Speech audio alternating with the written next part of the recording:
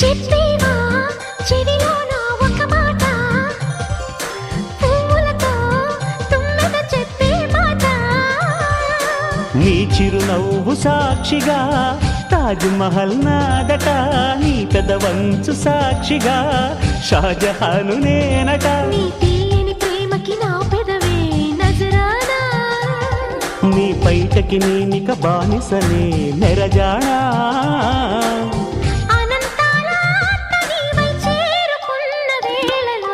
కోకలు కట్టిన కోయిలా కమ్మని కౌగిలియవే.